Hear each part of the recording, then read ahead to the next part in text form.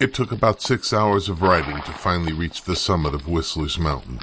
Well, to be honest, we were still a fair ways away from the actual summit, but at least here was a fairly level spot that was free of ice for the most part. We had stopped about halfway for a late lunch and to let the horses rest. Birch walked around during that entire break to stretch his legs. He clearly had never ridden a horse for any length of time before. I admit I'm out of practice myself, but I know how to sit to minimize the soreness. Once we had dismounted at our final destination, Birch offered to pitch the tent to give him an opportunity to stretch the rest of his body as well while our guide tended to the horses. I started putting the telescope together. Setting up the tripod is easy enough. Getting the tube in place was a two-person job, and I had Birch help me with that. Then I had to align it for true north. For that, I had to wait for nightfall, so I covered the telescope to keep it from collecting dew. We used a propane stove to make stew for dinner. A campfire would have been warmer, but would have interfered with observation later, and wood gathering up here was nearly impossible. Once we finished dinner, it began, finally, to grow dark. And as it did, I could see we were in for a treat. There were hints of the aurora borealis in the dusk, and when it got fully dark, it became quite pronounced. Star, are those the Northern Lights? Yes, they are, Birch, and a spectacular display of them as well. They're gorgeous. I hope the rest can see this, especially Dipper and Bobby. Birch and I simply stood and watched in awe as the display went on and on. I've seen this phenomenon before, but never so intense. We were simply spellbound. Star, I really hate to go, but my legs are killing me and I'm about to keel over. Is it all right if I get some sleep? Sure, go ahead. I'll be along later. Birch went right to bed, curling up in his sleeping bag. He shivered for a bit, but shortly afterwards warmed up and was sleeping soundly.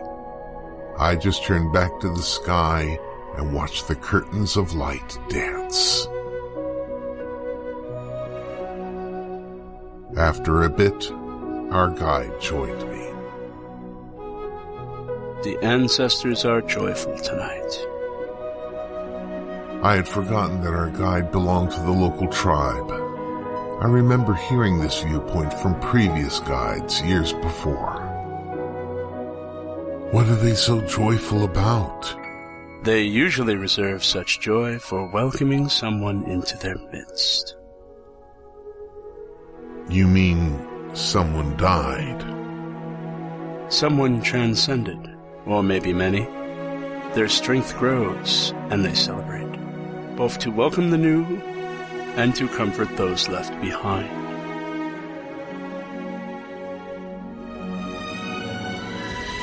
His words struck me deeply. I looked up with new eyes. A smile grew on my face, and I felt my eyes growing heavy. I decided I had seen enough and should head for sleep myself. After I crawled into the tent and got myself zipped up in my sleeping bag, I looked out at the display again and realized that I had not even aligned the telescope. It stood there still covered.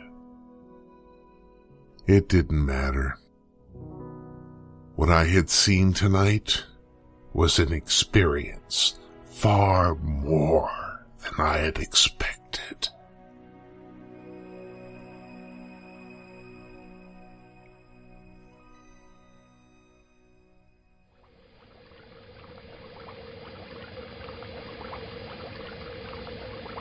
I awoke the next morning to the hiss of the propane stove and the sound of boiling water.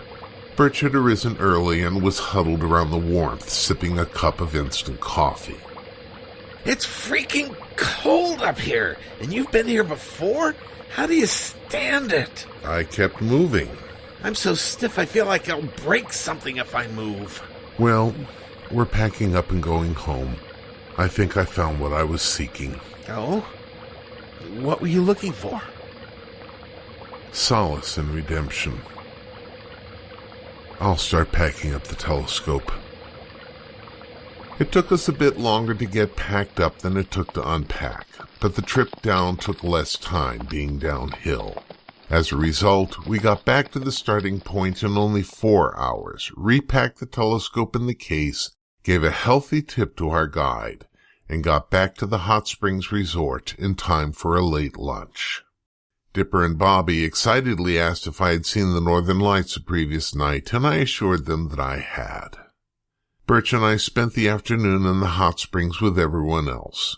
Birch especially welcomed it, as he could barely walk once we got the horses home. We spent a second night at the hotel, and most of the morning in the hot springs, then packed everything.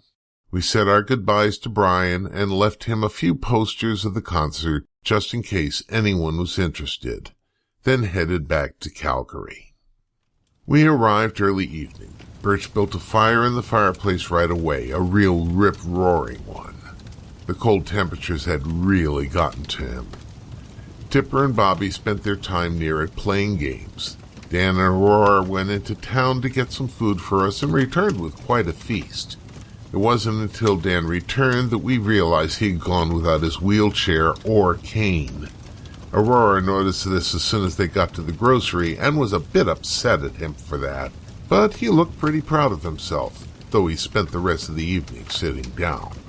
I spent a good portion of the evening with Sarah, going through more items in the estate. For some reason, it no longer bothered me to look through these things. It reminded me of... This is going to sound silly. The remnants of a chrysalis after the butterfly emerges and flies away. I placed the telescope among the things I planned to bring back to Huntington with me. The next several days went quickly. Progress on the concert site went forward, with the stage being set up, the meadow being leveled and covered with 2 layers of plywood before being screwed together, and the chairs set up and labeled. The light arch was assembled after that, and the sound system installed. The day before the concert, it clouded over and rained. We became concerned because the weather report said that the chance of rain the next day was fairly high, and that would put a terrible damper on attendance. The workers continued despite it, and eventually the rain stopped early the next morning. The clouds remained, however, and they spent a fair amount of time trying to dry off everything. We had our rehearsal in the early afternoon, and everything seemed to go smoothly. We had arranged to use the parking lot of several nearby businesses and ran shuttles from there to the grounds. We didn't start admitting people until 5 p.m., and the concert was scheduled to begin at 6 p.m. The temperature was chilly, but not cold, as the clouds kept it fairly mild. I also got a big surprise from my cousin Brian. He found that a lot of the residents and tourists were fans of ours, and he managed to get a busload to come down for the concert. Good evening, ladies and gentlemen, and welcome to the Suzanne Orson Memorial Benefit Concert. I'm James Dodson, chairman of the Heart and Stroke Association in Calgary. We are here tonight to pay our respects to Suzanne Orson, who died a month ago today from a heart attack. We are here also to raise money to help save the lives of others from this and similar heart and circulatory illnesses. 100% of the cost of your tickets goes directly to research and outreach programs so that more lives can be saved. In addition, this concert is being broadcast on cable and satellite pay-per-view, and a DVD will be available in a few months. If you feel so moved, there are donation collection stations throughout the grounds here, and the toll-free number will appear on the screens. So now, without further ado, here are the son of Suzanne Orson, the grandson of Suzanne Orson, and their brother and uncle, collectively known as the Beach Bears. Birch had managed to write a number of songs specifically for this concert and earmarked any proceeds from them to go to charity. I figured he would do this since from the very beginning of the group he has always given away far more than he has ever kept for himself. We also threw in quite a few of our older songs, with Dipper singing a number of solos. Bobby got especially excited seeing Dipper on stage for the first time, and was seated with Sarah, Dan, and Aurora, and even Brian near the front. And for the first time, Birch threw in a couple of his solo songs. Hearing the crowd cheering him helped reinforce the idea that, yes, people do want to hear his voice. Throughout the concert, James Dodson had spots where he would give the amount raised so far, along with a short appeal for the charity. Finally, at the end of the concert, Dipper came out to sing one final song. Thank you all for coming and being so generous with your applause and your contributions to this great cause, the Heart and Stroke Association of Canada. You know, the word heart means more than just the organ that keeps each one of us alive. It's also the very core of our being. This song goes out to all of the people helped by this great organization and to all of you, from my heart to yours.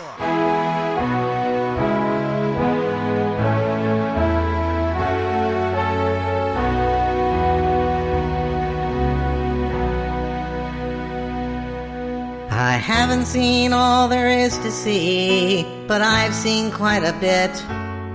Some things I'll always remember, some things I wish that I could forget. I've been only once around the world, but I've been around the block. I know that distances are meaningless, like the hands that move around a clock. And I know that love is everywhere, always safe, always true. And exactly where it comes from is where it's going to. Your heart to mine, my heart to yours. Talk about opening windows, talk about opening doors. My heart to yours, your heart to mine. Love is a light that shines from heart to heart.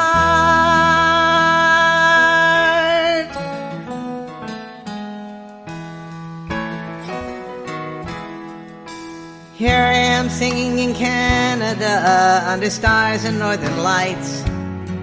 They're like diamonds in the heavens, enough to brighten the darkest of nights. There's another side to sorrow, as there is to everything. Like the other side of lonely is falling in love again. And then you'll know that there's an answer to the suffering we see. And though it isn't easy, it's still as simple as you and me. And you'll know that love is everywhere, always safe, always true. And exactly where it comes from is where it's going to. Your heart to mine, my heart to yours. Talk about opening windows, talk about opening doors. My heart to yours, your heart to mine. Love is a light that shines from heart to heart. Your heart to mine, my heart to yours. Talk about opening windows, talk about opening doors. My heart to yours, your heart to mine. Love is a light that shines from heart to heart. Your heart to mine, my heart to yours. Talk about opening windows, talk about opening doors. My heart to yours, your heart to mine. Love is a light that shines